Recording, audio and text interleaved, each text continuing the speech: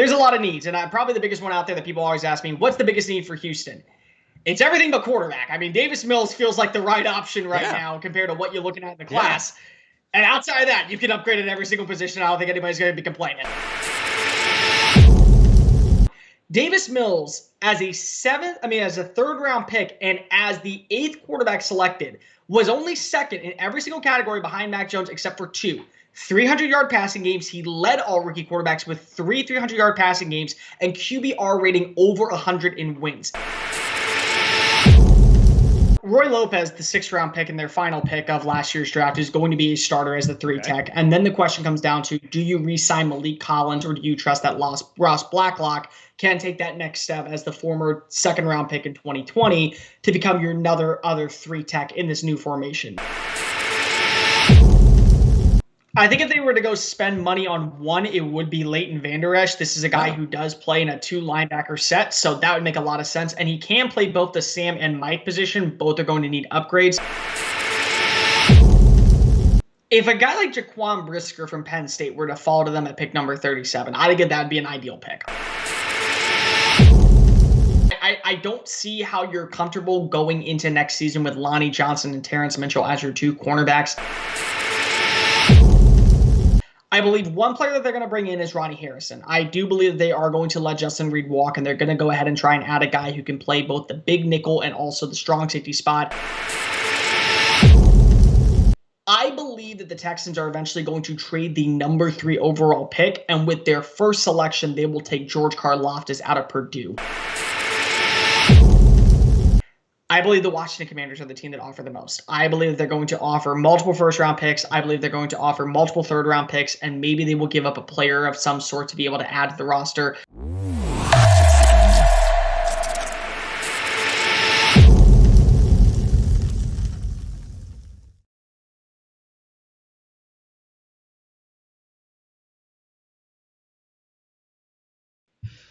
Okay, we are starting our 2022 off-season interviews. That's right, it's here already. The NFL draft is just about a couple of months away. The free agency period begins in a couple of weeks. Actually, the free agency period begins in 3 weeks, about, what is it called? The 16th, I think? Yes, March 16th. 16th will be the very first day where you can actually. That's right. Yeah. And Combine is actually tomorrow. So this is the time for fan bases like the Houston Texans and my fan base, the New York Jets, where we get excited every year, unfortunately. Sooner or later, we'll be excited about our team being in the playoffs, but it is what it is. Anyway, Cole Thompson joining us for the very first time here on the program, and Cole works for Fan Nation, part of the Sports Illustrated Network, and you're an NFL and college football writer, and the Houston Texans are one of the teams that you cover the most. Is that correct? Yep, I am the team beat reporter down here in Houston for Fan Nation. I do a bunch of other stuff for other websites, also do a lot of draft coverage, and of course college football, predominantly SEC. So if there's one thing that I can talk about, it's draft prospects and it's free agency, because let's be frank, the Houston Texans, they need a lot in both areas to be anything close to a contender in 2022. And I'm glad that we actually have you on here for for our first guest, because you probably I need more help with the Houston Texans than probably any other team, based on the fact that, look, it's real easy when you have a team like Houston, because you could just go, well, they need the very best possible athlete that's on the board. I mean, yeah, that's basically it. But before we get into all that, let's talk about the coaching change first. Lovie Smith, how big was it a surprise for someone like you covering the team that he was the head coach, that he was the guy that they decided to turn to? I would go about a 7 as probably a surprise. Not that crazy of one, but also one to where you go, really? Oh, okay, I guess that's kind of the move. I had spoken to a lot of different reporters and a lot of different people across the NFL, and they believe that Jonathan Gannon of the Philadelphia Eagles or Josh McCown was going to be the front runner and eventually get the job. According to people I spoke to, Gannon was last second removed due to coaching changes, and the team will always want to keep Lovie Smith on staff. One of the key components was they wanted to keep Smith and Pep Hamilton in some type of role, whether that be Smith moving from defensive coordinator to a senior advisor role, very similar to what you saw with Romeo Crennel in his first year his last year underneath Bill O'Brien. And then there was the McCown situation, a former 17-year pro, yet no coaching experience, that had won over the Houston Texans front office, Jack Easterby and Nick Caserio, with his positive praise, quarterback play, and his development of working with young players in their transition from the collegiate level to the NFL.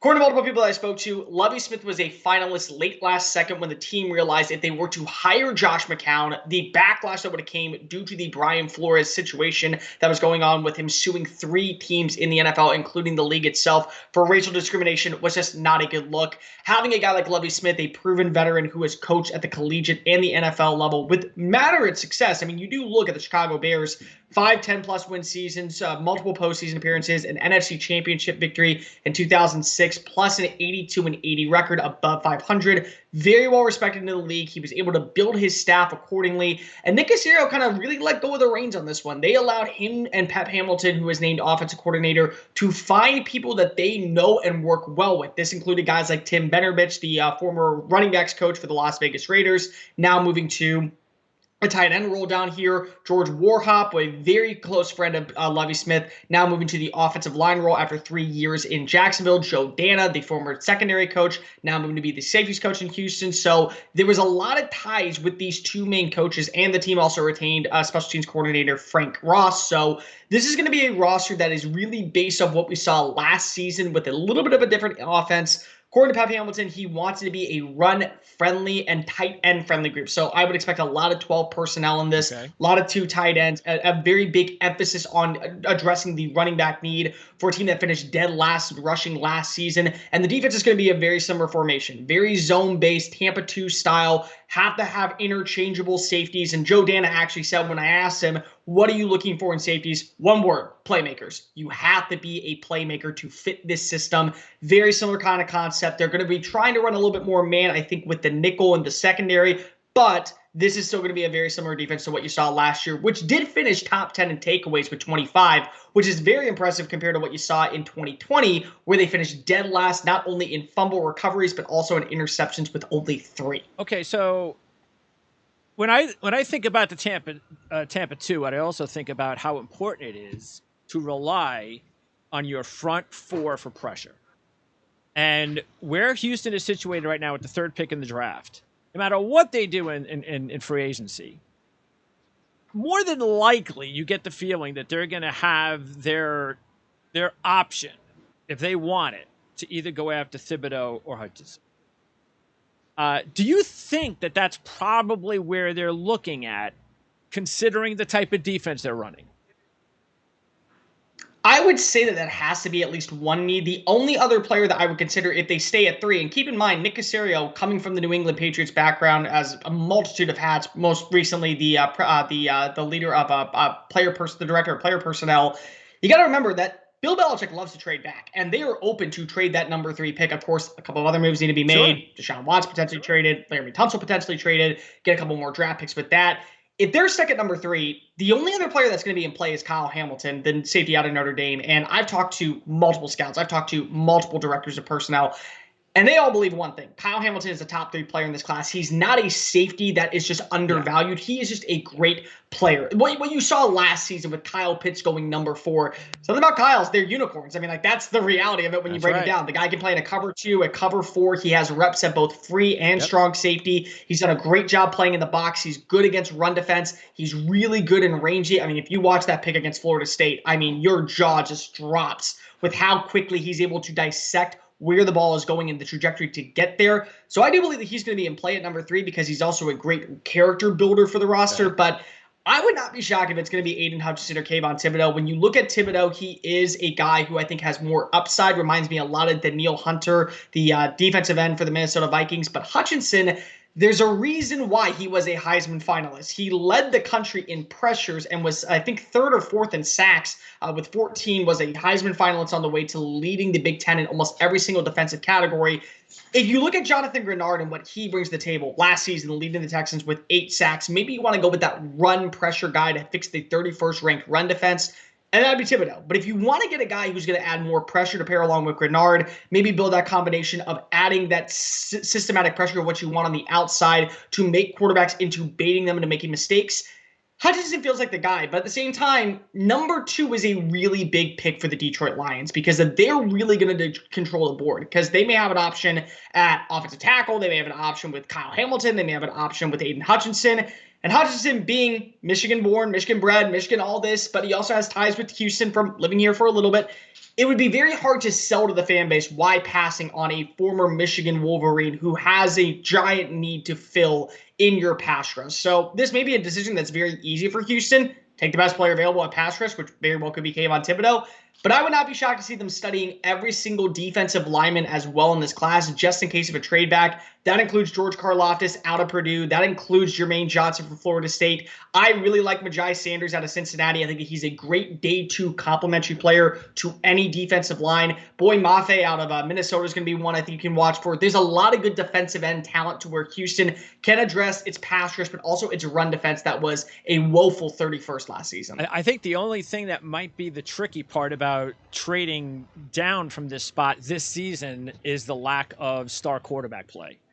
And usually that's where you get those trade ups is somebody's trying to go after that, the blue chip quarterback. And that's just not going to happen with the number 3 pick, but you never know. We'll find out soon enough. And we know teams like Houston can definitely, for them to trade down and garner as many picks, if they can get, how many picks do they have right now? They are at 9 at this moment. And how about like in the first 2 or 3 rounds? Do they have more than 1 each? They have 4 in the first 3 rounds because of the trade of Bradley Roby. Okay. So they have some picks, and then they are fielding calls. They are looking at who they can salary cap to go ahead and raise that $16.6 million going into free agency. So there's a lot of needs, and probably the biggest one out there that people always ask me, what's the biggest need for Houston? It's everything but quarterback. Davis Mills feels like the right option right now compared to what you're looking at in the class. Yeah.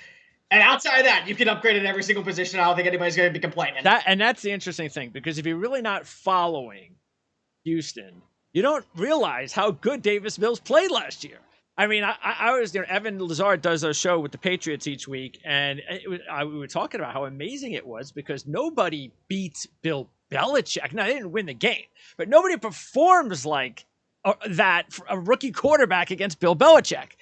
And he just continued to play well. Sure, he had his bad games, but every rookie does. But compare him to the other rookies in the class, and his stats were just as good, if not better, than just about anybody maybe other than Mac Jones. So it's like, I'm not surprised that that's the case, especially the fact that Pep Hamilton is still there as well. That is a big deal to keep Pep and to keep that continuity going with Mills. So do you think they probably add a quarterback like 3rd or 4th round, or do you just think they're maybe just going to add a veteran in free agency and then they're just going to go all in on Davis? If they're smart, what they'll do is they'll add a veteran in free agency. And I would go with a veteran, not a guy who's going to come in and potentially try to contend for a not a draft pick, and not a guy who potentially could pretend like a Mitch Trubisky or like a like maybe a Jameis Winston in free agency, or a Teddy Bridgewater as that bridge option. No, you need to go get a guy like a Colt McCoy who has been in the league for 10, 12, 13 years and knows what it's like to play quarterback. You need a Ryan Fitzpatrick who is coming off of an injured-ridden season, who can be that veteran presence in the locker room. That's what you need for a Davis Mills kid. And you got to keep this in mind. Davis Mills, as a 3rd round pick and as the 8th quarterback selected, was only 2nd in every single category behind Mac Jones except for 2. 300-yard passing games. He led all rookie quarterbacks with 3 300-yard passing games and QBR rating over 100 in wins. In every single win, he had a QBR rating of over 105, and he finished with a QBR rating of 88.8. So it's kind of going back to that Gardner Minshew theory that we had a few years ago. If Gardner Minshew was a 2nd-round pick, maybe Jacksonville doesn't go ahead and select Trevor Lawrence. Or if he was a 1st-round pick, maybe they feel a little bit more comfortable. But David Shaw last season said that if Davis Mills came back for his senior year in Palo Alto, he would likely be the number 1 quarterback in the 2022 class, thinking of all the other quarterbacks and how their trajectory would be. I look at this class. I've studied this class with the regression of what we saw from Spencer Rattler, the regression of Sam Howell. I believe the Houston Texans would have QB number 1 in their class a year earlier than expected. So it's all about the building props. It's all about the building blocks. And when you look at Mills, the leash is going to be shorter for him because he is a third-round pick, but there's no reason to say he's the franchise quarterback, and there's also no reason to say he's not the franchise quarterback after 11 games and a 2-9 record with a roster that was basically filled with a bunch of veterans on one-year contracts trying to prove that they could actually still contend in the NFL. What were you the most impressed about with his rookie season debut? I think two things. I think when you watch him get benched after Tyrod Taylor came back from the injury, you saw the decision-making skills completely revamp on a 180. So in his very first couple games, he was erratic. He really kind of tried to force balls deep downfield. He tried to do a little bit too much. Instead, he kind of went back to what Pep Hamilton did with Justin Herbert. Instead of worrying about the deep ball and the trajectory, worried about the completion rating, and then when defenses were thinking that you were going to be playing on the short, take the deep shot and go ahead and find your receiver. Always found a way to hit receivers in stride as well, which is really complete because of what you're watching is a rookie quarterback getting on that synonymous rhythm with his receivers in practice. It always felt like he was hitting them in stride. They weren't slowing down, which allowed them to have the advantage over the cornerback. And I will go with the third thing, which is probably the biggest one of all, his overall, I would say, demeanor in the locker room. I mean, the one thing that you could really see about him was when he was in the red zone, he commanded the offense efficiently. And by the season's end, he was actually calling audibles in the lineup. And both Tim Kelly and David Culley allowed him to call those audibles. They felt comfortable enough with him to be able to make that line. And he led all quarterbacks, not all rookie quarterbacks, all quarterbacks in the final 5 games in red zone offense efficiency. Now, again, Houston barely was in the red zone, but when he was in the red zone, there was a reason why they were scoring points and getting 6 instead of settling for 3. It was because of Davis Mills and his roster and his ability to make those plays. He has a good deep ball. He has good decision-making skills. There's a lot to like about what his trajectory can be. And the connection that he built really close to the end of the season with Nico Collins and Brevin Jordan, 2 rookies who are going to be on contract for the next 3 years, that's how you get the right building blocks in place. We know what Brandon Cooks can be as a multi-threat kind of receiver, but to be able to get a possessional receiver like Nico Collins to be able to work that 12 to 18-yard range and Brevin Jordan becoming your go-to weapon in the red zone is exactly what Nick Caserio wanted to see towards the season's end, and it's what I think gives Davis Mills the advantage over a veteran or even a young gun coming in to potentially fight for QB1 next season. All right, well, I see where you're coming from, especially with the veteran. That makes a lot more sense, especially if the organization feels that confident about Davis Mills. Why would you bring in another young quarterback? And it's just, especially if you bring in a veteran, that'll help the young quarterback. So give me one of you named about 5 or 6 of them. I mean, Colt McCoy, the first one you named, made a lot of sense to me because of his Texas ties. So is there a veteran quarterback that you would say, keep an eye on this one? This is the one that I'm going to predict this is the veteran that they're going to sign. I will say there's 2. I will go Colt McCoy being 1. I think that because of his ties with Houston would be 1. And I think that if he is released, which could happen because of the sheer fact is you look at the roster and you look at how much money they want to save in cap space and they need to upgrade on their offensive line, I would keep a close eye on Nick Foles when he becomes a free agent because I do believe that the Bears will probably release him, save about, I think it's a $6.8 million in salary cap space, use that money to go ahead and address its offensive line woes, maybe add in a cornerback. That's a guy who also has Texas ties. He's from Austin. He is a proven winner. He has that kind of similar build to what you see from the likes of Davis Mills, kind of a little bit lanky, but has that completion factor, not really an erratic arm, more so worries about decision-making than anything else. And when you kind of look at what a guy like Foles is, he is a teacher at this point in his career. Another name that I would very much keep in consideration, Andy Dalton. I don't think it happens because I think Andy wants to continue to start somewhere else, so I could see other teams probably going that way. But he is a Houston native. He has ties. He's from Katy, which is only about 20 minutes up the road. He does love the Houston, he does love his Houston connection, even though he does live in Fort Worth and Dallas area. But that could be a name for the right bargain price you could bring in maybe as competition if you're not sold on Mills. But I would say Nick Foles should be the option when he becomes released because there's a very good shot that does happen. And I would also keep a very close eye on the likes of Colt McCoy just because of how many offenses he's been in, how many different formations he's been in, how many personnels he's seen.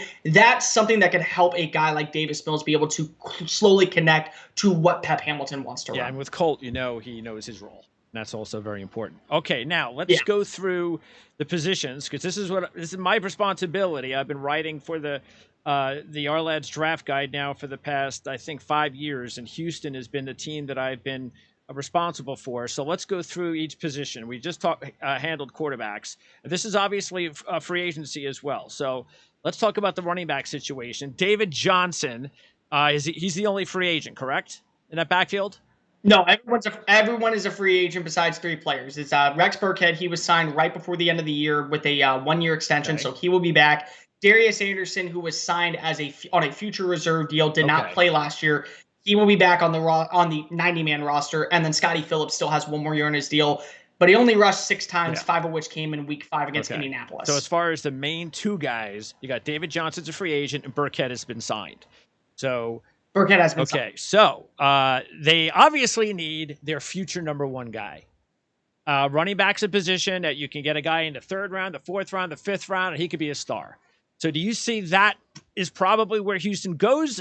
Do you think they need to look at free agency as well? They need to look at free agency, but I wouldn't overspend on a running back. I would try to go get a guy who is either looking for a prove-it deal after really good numbers or a guy coming off of a bad season looking to show that he can still be a lead back. The 2 names that I think the most make sense, especially for a power run offense, Rashad Penny for the Seattle Seahawks. This was a guy late last season went on the field. I mean, and this is the kicker. Went on the field. Yes. I totally understand what John Snyder was saying. We need to draft a running back in the 1st round because towards the season end, when you watch his game, there was no running back that was more efficient than him. 4 out of his last 5 games, rushed for over 100 yards and averaged over 4.3 yards per carry. But he also has only played in 37 games because of 2 season-ending injuries. So he's barely been a factor. And when he was a factor, he was at times running back number 3 on the roster, behind Carlos Hyde and behind Chris Carson. Getting him on a 1-year deal, maybe $3.5 million, $4 million makes a lot of sense. And the other one is Marlon Mack for the Indianapolis Colts. This was a guy for back-to-back years, almost rushed for 1,000 yards as the lead runner before Jonathan Taylor took over. Suffered the torn Achilles in 2020. Taylor took over as the lead role. He was really nursing it for most of last season as well. So you've seen the trajectory of him, and you've seen his role be able to expand in a lot of different ways. How he is a good runner in between the trenches, does have a little bit of speed, good vision. Not the best, but still quality enough pass protector. I would be trying to go get him, maybe on a 3-year deal. And you got to throw in the New England ties a little bit. James White makes a little bit of sense because of Nick Caserio. They need to get a pass-catching back. New running backs coach Danny Barrett said that they would love to be able to have a guy who can win in between the trenches and as a pass catcher. We know what James White's role is. He is a great 3rd down receiver out of the backfield. Quick little dump passes, get you those hard yards, can fight for those short yard situations. Those would be 3 names I would target, all on 1-year deals. If I was to offer one a multi-year deal, I maybe would go Penny, and I would have a lot of that money on guaranteed year 2 to make sure that he's healthy enough for a full year. Yeah, no question. I'd be surprised if he got a multi-year deal that was any significant in any way because of his injury history. No question about that. Okay, so as far as the draft, is there a running back out there that you think might fit the roster well once you're getting to rounds 2 to 4? So because of I really like this running back class, and this is the kicker that I think everyone always kind of tries to talk about and go, oh, well, don't draft a running back early. Well, yeah, but also you don't need to reach on a running back if your running back position is pretty loaded. And I like the guys in round 2 as much as I like the guys in round 4. So I'm not willing to jump the gun on a guy like Breece Hall at Iowa State or Isaiah Spiller at Texas A&M. If I were to go get a guy in round 3, what I would try to do is target Jerome Ford out of Cincinnati. This is a really good running back who has tremendous value between the trenches as a power runner, but don't let that sleep on you. He has home run speed. He can hit that hole, get that 2nd and 3rd level of defense, turn on the Jets, and he also is a really good receiving back out of the backfield. Averaged 10.2 yards per reception this past season while helping Cincinnati become the first non-Power 5 team to go to the college football playoffs. So he has a lot of different roles and a lot of different hats. And Danny Barrett says he wants a home run hitter who can do it all. Ford kind of fits that bill. And another guy I really like is Brian Robinson, because Brian Robinson at Alabama understands patience. He understands not just patience behind a backfield, but also patience in a roster, because of this was a guy who was basically the 4th-string running back for years and years and years, slowly became the number 2 running back last season behind Najee Harris, came back, rushed for over 1,000 yards, Really, really, really stout player when it comes to pass protection. Good, clean feet. Does not get called for holding a lot and is a good, reliable security net for dump passes out of the backfield for those short yardage situations if, pressure continues to unfold. So I really think that he'd be a nice name. And it wouldn't be shocking because Nick Caserio was very bullish on getting Damian Harris out of Alabama back in 2019 when he was coming out in the third round. So makes a little bit of sense, potentially a round 4 target. If they are going to go get a pass catcher, I do recommend that they go after Tyler Beatty out of Missouri. This was a guy who averaged over 11 yards per reception and had 11 career reception touchdowns, including, I believe, 8 this past season for the Tigers. Yeah, offense. I like Beatty. I think he's gonna outperform where I think most people project he's going to end up. His size is the reason, but he's a good player. Okay, tight ends. Now you just talked about the situation there. This is a tight end. This is an offense that is going to use a lot of 2 tight end sets. 3 free agents out of the top 4, correct? You got Akins, Brown, and Auclair. So that leaves the one that probably has the most upside, Brevin Jordan, who was drafted last season. So this, and as deep as the tight end class is this season, we would definitely expect Houston to use one of their picks in the first 4 or 5 rounds on a tight end.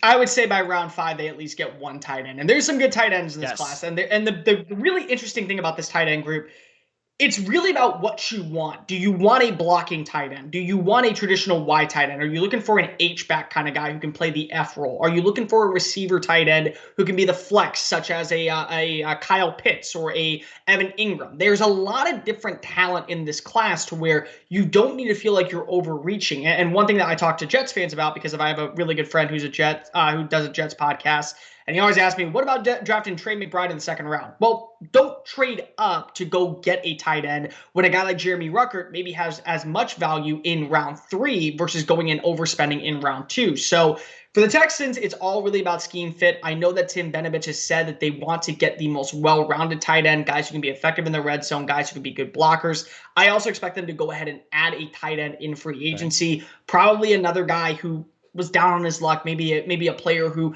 just did not have that great of a year or had a really sluggish start to their NFL career, looking to rebound but has the tools to be successful. And O.J. Howard for the Tampa Bay Buccaneers makes a ton of sense for the Houston Texans because if he is a good blocker, and nobody was ever able to truly see his value as a pass catcher because of Cameron Brate, because of Tom Brady, because of Rob Gronkowski. Yeah. So you always got lost in the sauce in that sense, but he is a tremendous blocker, and they are looking for someone to pair with Brevin Jordan who can play that traditional Y tight end. By the way, before we move on, do they bring back, and if they do, which one of those 3 free agents? I would not bring back any of the 3, but if I had to pick one, I would say Anthony Auclair makes the most sense. If you want to get a good blocking tight end to run a lot of 12 personnel, you have to be able to have somebody who can block. Of the 4 tight ends, he was the most consistent when it came to blocking, offers little to no value as a pass catcher, but from a blocking standpoint, reminds you a lot of Durham Smythe and how they utilize him down in Miami. So you always do that, and you can always use that to help upgrade your run game. I would not bring back Pharaoh Brown. I would not bring back Jordan Akins. And I would only bring back Anthony Auclair on a 1-year deal, and I would try to make it as cost affordable as possible. Before we move on, I might as well just ask you point blank regarding the entire free agent class. If Houston spends money on one player, one position, and they break the bank, say, and it could just be, it doesn't even have to be like for a lot of money, but just this is their biggest free agent contract. This is the position and or player that they're going to spend it on. I'll go 2. Both are on defense and both are on the secondary. If I was to go with cornerback, I would automatically say J.C. Jackson just because of the ties that he has with Nick Caserio and Jack Easterby. If he's available. Really good.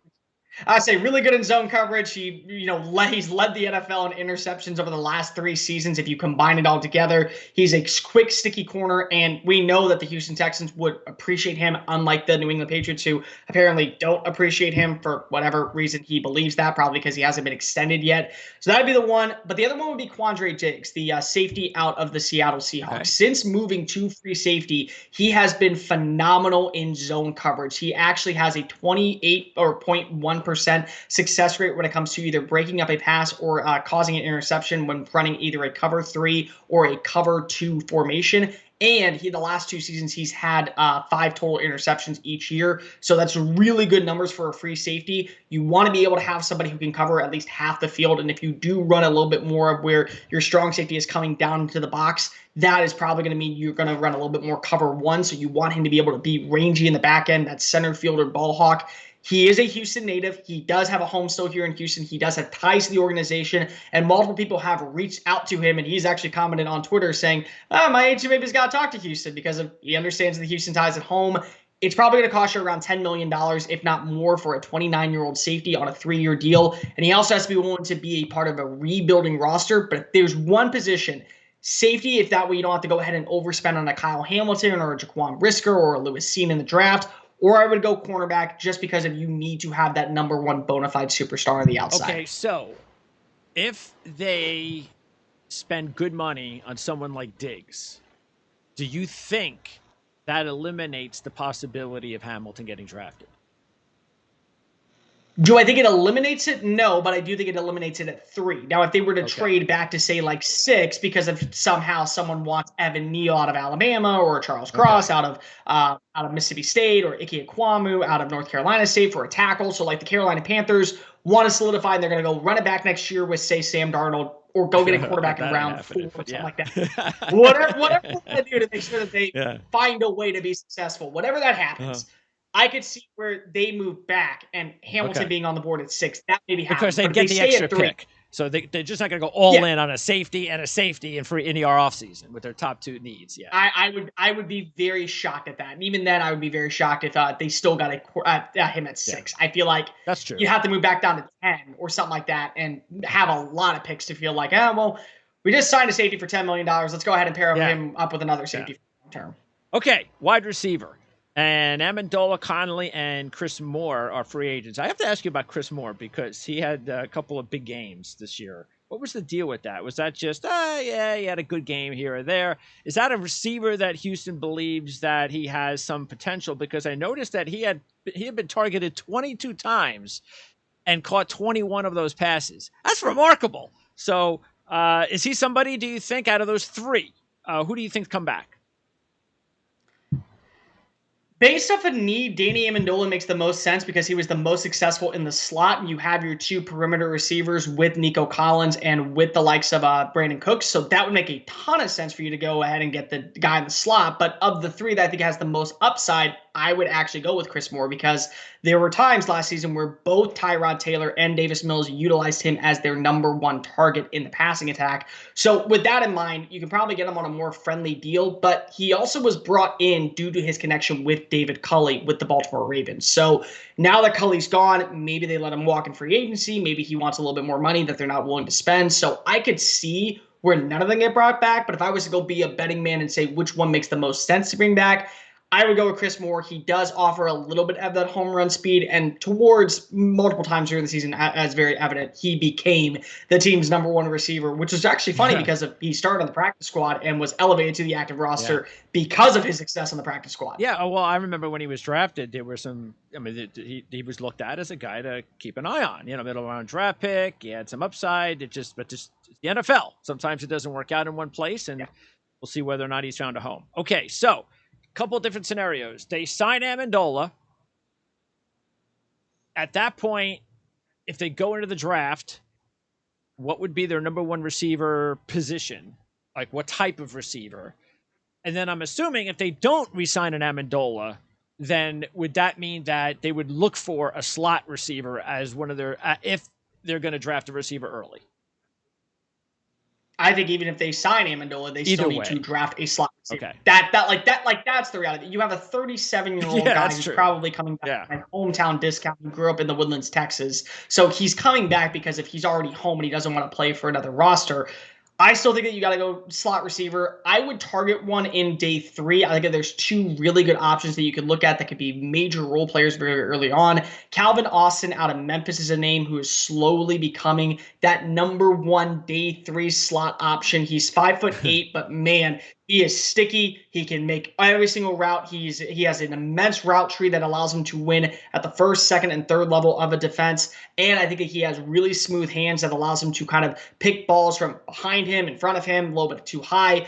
Decent vertical. I want to see what he's able to run at the combine. Oh, yeah. If he runs under a 4.33, he may be a round 3 prospect. But if he runs around 4.35, 4.42, or something like that, maybe you can get him in day 3. The other guy, I really like Beau Melton out of Rutgers. And the reason I like him is not because of I think that he is a great receiver. It's because of I think that he is a great weapon. And this is what the NFL is slowly turning to with gadget players. They want to be able to have guys who can take jet sweeps, can take inside handoffs when they're getting set in motion, guys who can go ahead and fight for those quick hard yards. Though that is what a guy like Beau Melton showed when working for Ron Middleton down at the New York Jets at the Senior Bowl this past year. They utilized him in multiple different ways. I see a lot of Curtis Samuel in his game to where you can utilize him as a runner. You can utilize him on those jet sweeps. He's really good with the quick little dump passes to go get an average of 13 yards after the catch. I do think that he needs to work on his hands, which naturally is like the biggest thing you need to have as a wide receiver. But there's so many ways you can use him. I think a guy like Pep Hamilton would like to have somebody in this offense who can be used in a multitude of ways to be able to help you win a football game. I would not target one early. And if I was to target one early, Sky Moore out of Western Michigan probably makes the most sense. This is another guy who somehow, some way, Western Michigan just finds number 1 receivers that turn into something. Corey Davis, Greg Jennings, Sky Moore, last year Dwayne Eskridge. This is going to be another one. He averaged 13.4 yards per reception this year. He can play on the perimeter. He can play in the slot. And he's coming off a back-to-back 1,000-yard seasons. So he's a name to probably watch for if they're going to go in day 2, round 3 with that 80th pick. All right, now the offensive line, and this is, of course, where things get a little bit more interesting. So let's see, who is it? Christian, Taylor, Britt. Those are the top free agents along the line, I believe. Is that correct? Okay, yes. So yes. Yeah. Now the team obviously has Tunsil. He's the leading guy. Now he was hurt last year, so is he okay? He should be able to make a full recovery, but the big question is, does he want to remain in Houston? And does Houston want to keep him on the roster as they're going through a rebuild when they know that his value still could be at an all-time high, or at least at a significant value to where they can get multiple picks or maybe an extra first-round pick to be able to get a young tackle to come into the building? Okay. So there's been reports, and I've talked to multiple people, that if there is an offer that is willing to seem of value to Nick Caserio, he will pull the trigger and trade Tunsil. I mean, I think the first team that most people think of, Cincinnati Bengals, after what we saw in the Super Bowl, they need to upgrade at left tackle. They need to upgrade at right tackle. You have a guy like Tunsil on the board. So I would not be shocked if before April 28th, he is on a different roster and Houston is either gaining a couple more picks or they have an extra first-round pick in it. Okay. Now, what's up with Titus Howard? Because he seemed to struggle a little bit since he was a first-round draft pick a couple of years ago. Is he still considered potentially part of their future, or what's up with his status? It will be interesting to see how Nick Caserio addresses this with the fifth-year option, because he will be going into this year with the fifth-year option, so potentially he could get that extra year. The one thing that you have to keep in mind is that George Warhop, who was hired in 2019 by the Jacksonville Jaguars, actually said if he were to fall to them at pick number 35 when they were on the clock, that was going to be their selection. They really liked him, and they thought that he was a great tackle prospect, not an interior offensive line prospect. Naturally, the Texans ended up taking him at 23, and they took Jawan Taylor out of Florida at pick 35. Taylor hasn't really worked out. Howard has looked better as a tackle than he has as a guard, but last season, one of the biggest things was when they added in Marcus Cannon, who also could be cut and save over $8 million in salary cap. They thought that they were going to utilize him better when he was moved inside. He did okay, but he actually had his best 2 games when he was playing left tackle in favor of Laramie Tunsil, who was on the IR at the time. So I personally think that what George Warhop is going to do is they're going to play him at right tackle next season, and hopefully he'll be able to show why he is a good right tackle, because there were times in 2019 and 2020 where tackle play was really great, but the interior offensive line needed a lot of work. You watched last year, Howard's best 2 games came when he was playing left tackle. Maybe they go ahead and they move him to left tackle. If they move Tunsil, that could be something. But I definitely think that George Warhop is looking at a guy like Howard to play on the outside, not the inside, which could be a major boost for him. Okay, is Sharping still considered a starter next year at guard? And if so, what's the situation on the other side? Is it we're going to try to upgrade both spots, or we're going to have Sharping penciled in as the number one guy on one side, but we definitely have to upgrade the other side? If you want my honest opinion, if I were to give one of them the praise of approval, I'd give it probably to Justin McCray, because if he played both guard spots and he still is on the roster for another year, Sharping has not been good in pass protection, and he struggled immensely this past year in run blocking. The Texans could cut him, and they could save over $2.5 million in salary cap. That could go to a younger player. That could go to maybe a proven name trying to get another contract extension. There's a lot of different ways they can utilize him. They could also cut McCray, and they would save, I think, a little bit over $1.2 million, if I'm not mistaken, in that aspect. So both these positions definitely, I think, could use upgrades. I think the biggest question comes down to, what are you willing to pay in free agency? Where do you value this pick in what round for if you were to go in the draft cycle?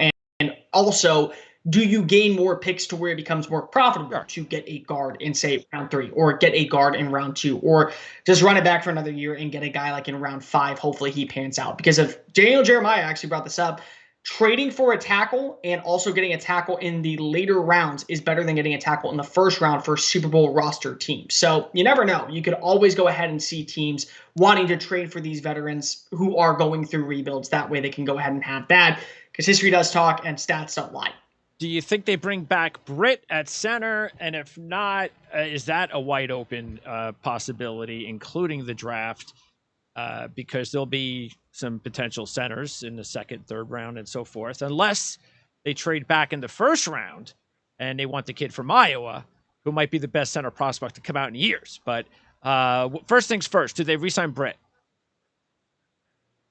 I don't think so. I think that Britt was very content of playing for James Campen, who is now going to be the offensive line coach for the Carolina Panthers. So I think that if he were to stay, that would have been a big selling point. But if he doesn't want to be here, because if he wanted to play for Campen, he wanted to play for Cully, and both those guys are no longer on the roster, at $5 million, he was about a below average center last year. You probably can go ahead and get a younger name to maybe add in. They do have Jimmy Morrissey, I believe, still on the roster, so you could always see what he can do. He started 2 games last year. He did below average, probably at best is the best way to put it. But maybe you can go ahead and see him working with George Warhop. He becomes a better option. I actually have Tyler Linderbaum as my number 5 player in this draft class. So I am very high on him. I think that he is the best center prospect I've ever scouted in my life. And if the Texans were to trade back from number 3 and they get a couple of extra first-round picks, and potentially they have that first-round pick for a trade with Laramie Tunsil, I would not be shocked if Tyler Linderbaum is a pick for them, because of this is a kid who, when you look at Quentin Nelson and when he was selected 6 and people said, what an absolute crazy move to get an offensive guard. 1 year later, nobody thought it was crazy. And 3 years later, nobody finds it crazy that he is the best offensive lineman, not interior, exterior, not tackle, guard, offensive lineman, period, in the NFL. And honestly, when you look at what Nick Caserio wants to do, if he believes in Davis Mills, Tom Brady, one of the biggest reasons he was successful early in his career was they had a stable offensive line, and it started with the center position. So you got to always be able to upgrade that center position. Yeah, matter of fact, what was it? Damian Woody was one of the very rare centers that actually went drafted as high as he was. I forget the number he was drafted, but he might have been the last center drafted actually as high as he was. I forget where it was, but I have those notes down somewhere. Of course, he was with the Patriots, just as you mentioned. So, yeah, matter of fact, when I'm looking at all these mock drafts, everybody seems to have Linderbaum at the end of the first round, and I'm like, why would you have Linderbaum at the end of the first round when it's so obvious that he's so talented? And if you talk to teams around the NFL nowadays, there's not much difference they believe anymore among the positions on the offensive line. It used to be, oh yeah, left tackle, he's the number 1 guy, absolutely, and then everybody else follows. Now, so many players are interchangeable that that's just not the case anymore. So I could easily see Linderbaum as a top 10 pick. I personally think that the center is the most important position for any young quarterback, because they have to be able to see what they're seeing on the defensive line. They have to be able to see the linebacker's feet. They have to be able to pick up the blitz that comes up through the middle of a safety. So I think that you need to go ahead and have a great center. If you have a great center, there's a reason why you're going to be successful. There's a reason why several plays in the Super Bowl did not go Joe Burrow's way. Trey Hopkins was not able to pick up the blitz. He was not able to see the cadence that was going through on the defensive line. So I honestly do believe you need to have a great center. And Tyler Linderbaum is arguably the best center prospect I think I've ever seen in my entire life. And I would not be shocked to see him go top 10. The Jets, I mean, let's be real with the Jets real fast. I know that you're a Jets fan, so They know how to draft centers. It would not shock me if they go ahead and move Connor McGovern to guard and go get Linderbaum at 10 and just call it a day. I actually don't. I see a lot of people projecting the Jets to draft a kid from NC State, but I'm like, no, I just don't, because they have Fant, they have Becton. They could. I don't see that. I understand where they're going. I think you're right. I think if they do go offensive line, Linderbaum actually, it makes more sense to me. All right, so I like it for him. I just think that he's. If you're going to play him at tackle, there's no reason to use him if you're the Jets. Defense. So you mentioned Grenard. He was clearly the top player last year, especially along the defensive line. So Collins is a free agent in the interior. Jaleel Johnson, DeMarcus Walker. Oh, Jacob Martin, also outside. Jacob Martin on the edge, yes. So are we looking at basically Grenard, and then we got to fill up as many other players on that defensive line as possible, or is there another player or two that will fit into their future plans? So Roy Lopez, the 6th-round pick and their final pick of last year's draft, is going to be a starter as the 3 tech. And then the question comes down to, do you re-sign Malik Collins, or do you trust that Ross Blacklock can take that next step as the former 2nd-round pick in 2020 to become your other 3 tech in this new formation? Now, I've talked to multiple people. I know Malik Collins loves Houston. He actually very much enjoyed playing underneath Lovie Smith, and Lovie Smith and a couple of other coaches have reached out to him, just, saying best of luck. When the offseason comes, we want to talk to you. So I do think that he is going to be in play. He is one of, I think, 4 players on the defensive side of the football that Houston could re-sign. It all is going to come down to money. I do think that they will address the defensive line in the draft if they don't re-sign Collins, but I do think if they are to add a player who could be a free agent from last year's class, it is going to be Collins as their main option. There were times last year where he was the most dominant defensive lineman in the group, and there were times last year where he looked to be the best hybrid player, adding pass rush and stopping the run. So I would be very shocked if an offer isn't made to him. It doesn't mean that he's going to re-sign the team. So it's possible that if Collins comes back, and they also signed Kingsley Keke late, didn't they? Kingsley Keke was signed a future deal. And people were surprised that he was cut by the Packers. And he's a local kid, isn't he? He's from Texas. Okay. Yep. Texas. So if they sign Collins, it's possible that they may not even bother much with the interior in the draft. That most of what they would look at are edge rushers.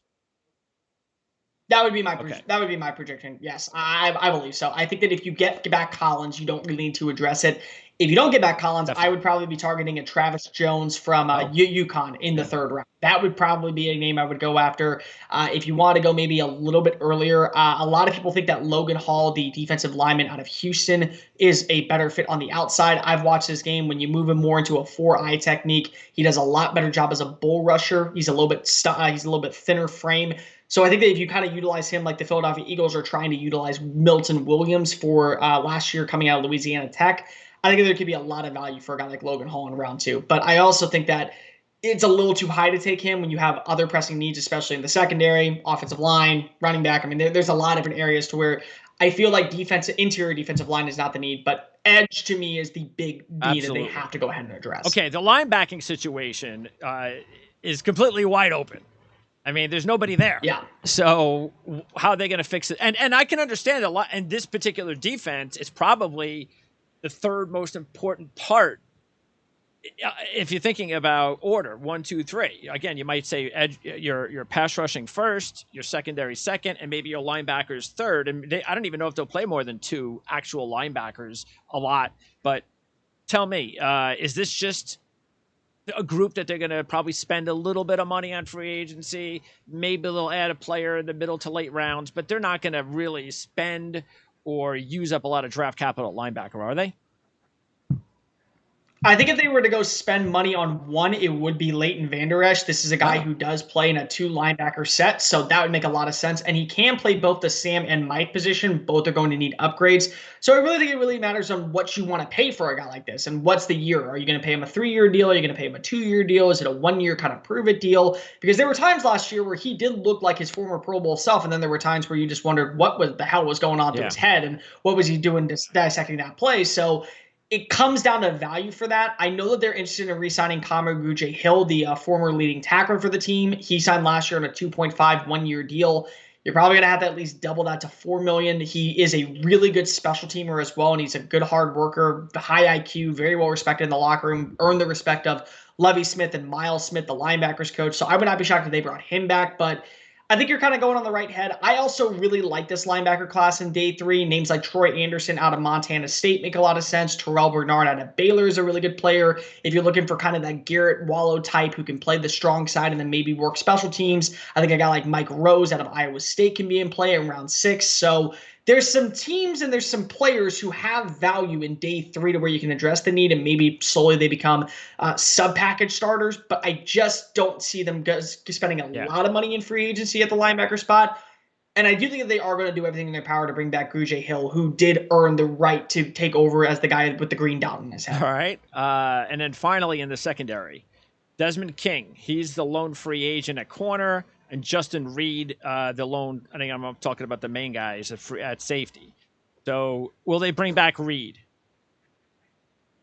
So I've talked to a couple people inside of Reed's camp, and there's a couple people very close to the situation. Reed is very ecstatic that the Texans hired Lovie Smith. He said last season one of the best things about playing in Houston was working with Lovie Smith, but you also have to realize he had some moments with the front office that he did not agree with. There were some moments where Nick Caserio and him did not get along. There were moments where David Culley and him, and he was actually a healthy scratch for one game due to disciplinary reasons. So that could be the end of a sign of an error here. He is the also probably biggest name that Texans fans and most of the NFL know from this defense. And with the value of a safety right now in the NFL, maybe you look at a guy like Reed who doesn't get that top tier money market in a city like Houston, which is probably going to be what it takes to bring him back.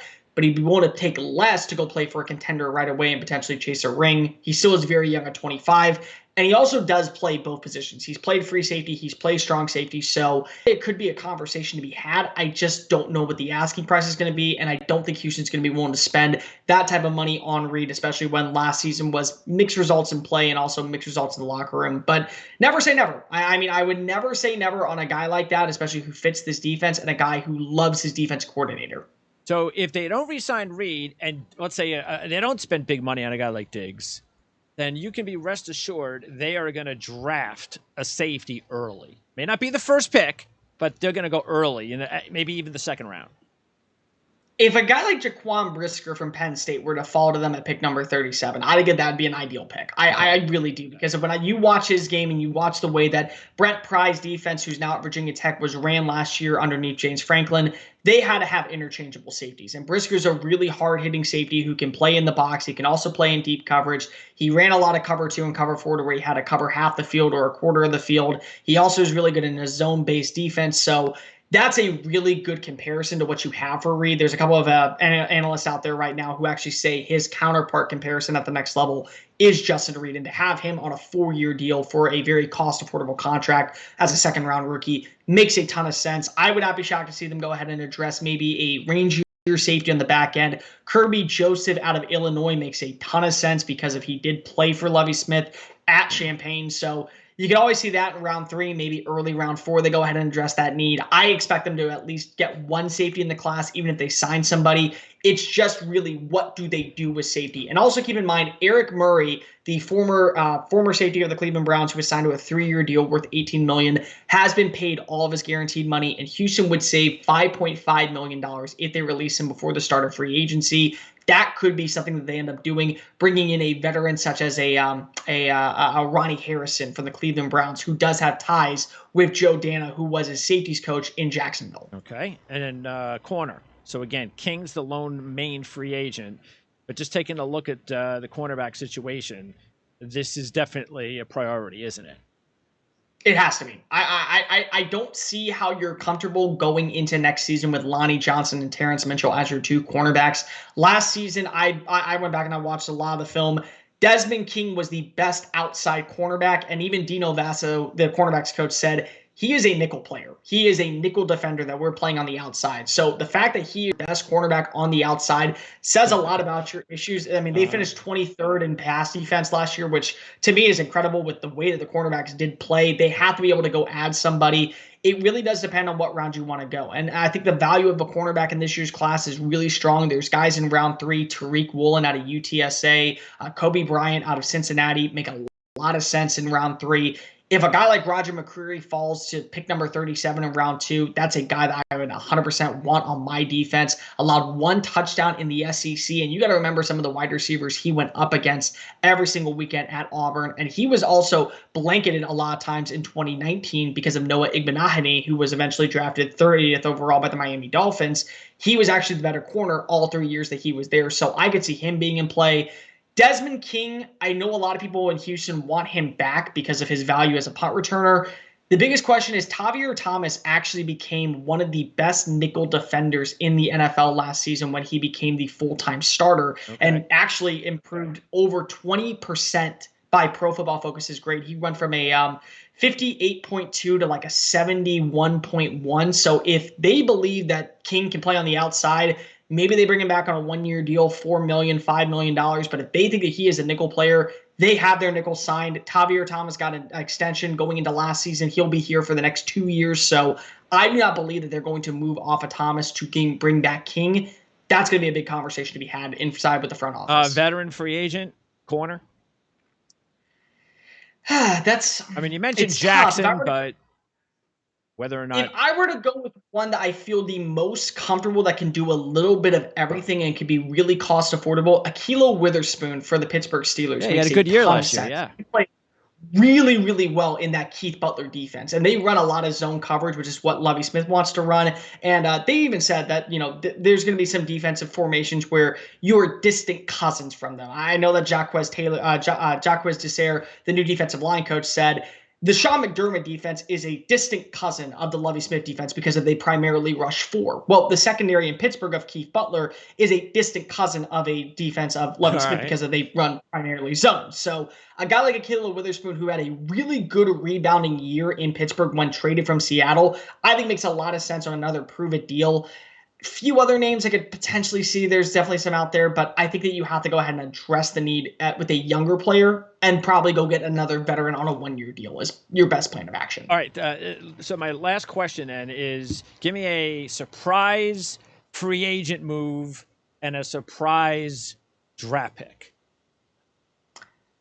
I will go with 2 moves. Let's go with the cut. I believe that they will not keep Kaimi Fairbairn, the kicker. I think after last season, he went 15 and 19 on field goals. He had the worst extra point after attempt at 81% success rate. They would save over $2 million to be able to cut him. And there are some kickers that you can probably get inside of the draft. Cameron Dicker out of Texas, a Cade York from LSU. Potentially you can find them in free agency, kind of what you saw with Rodrigo Blankenship coming out of Georgia a few years ago. Jake Camarena, the kicker for Georgia, is going to be available. So you could probably go ahead and get that guy on a very cost-affordable deal as an undrafted rookie or an undrafted free agent kind of style. I believe one player that they're going to bring in is Ronnie Harrison. I do believe that they are going to let Justin Reed walk, and they're going to go ahead and try and add a guy who can play both the big nickel and also the strong safety spot. Joe Dana has a lot of success with Ronnie Harrison very early on in his career in Jacksonville before he was traded to the Cleveland Browns. It would not shock me to see him involved. Another name, if they allow Malik Collins to walk, I think that they could add, that would be a really nice addition for them, is Harrison Phillips from the Buffalo Bills. Jacques Desser, the new defensive line coach, comes from Buffalo, spoke very highly of his skill set, spoke very highly of his character. They want to go ahead and maybe add that character to the roster. And then the surprise draft pick. I believe that the Texans are eventually going to trade the number 3 overall pick, and with their first selection, they will take George Karlaftis out of Purdue. That will be the pass rusher that they address in the first round. This is a guy who's really good at run support. He has tremendous upside as a pass rusher. Just needs to be in the right formation. I think where you're rushing 4 like this, having him be a run stopper first and slowly become that next number 1 pass rusher makes sense. Reminds me a lot of Trey Hendrickson for the Cincinnati Bengals. And keep in mind, Hendrickson took all the way until his final year of his rookie deal to become the great pass rusher that we saw in New Orleans. Everyone thought he was overpaid because of one good year. Clearly he wasn't. He reminds me a lot of what Sam Hubbard is also a little bit right now with his run defense.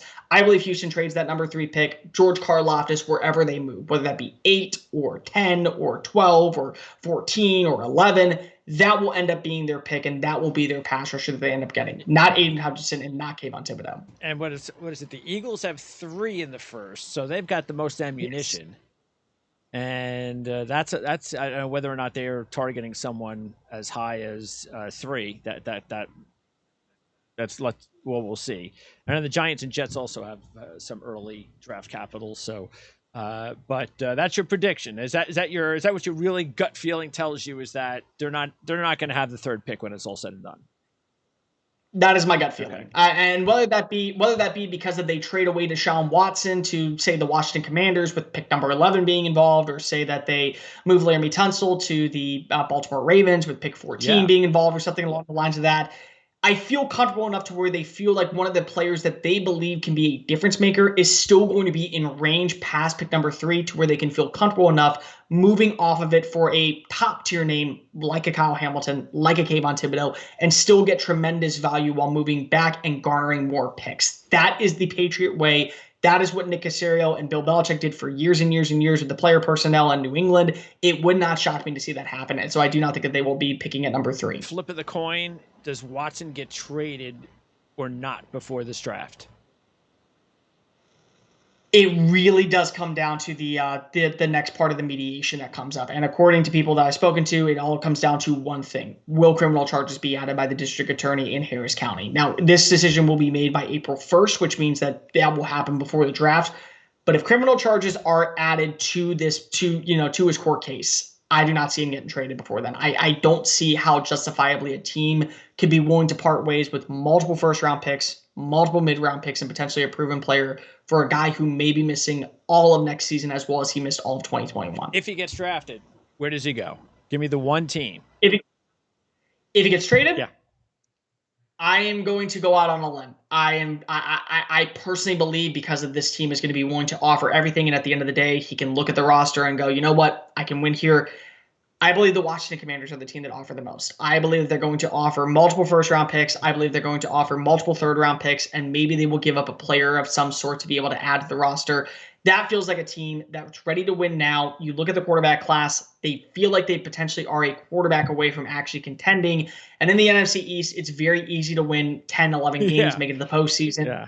So, I mean, honestly, I could see it happening. I know a lot of people are saying, well, will they have to give up Chase Young? I don't think that they're going to give up Chase Young, but I would not be shocked to see them give up maybe Benjamin St-Juste, the cornerback they drafted last year. Maybe they give up another safety. Maybe they give up an offensive lineman like a Sam Cosmi or whatnot.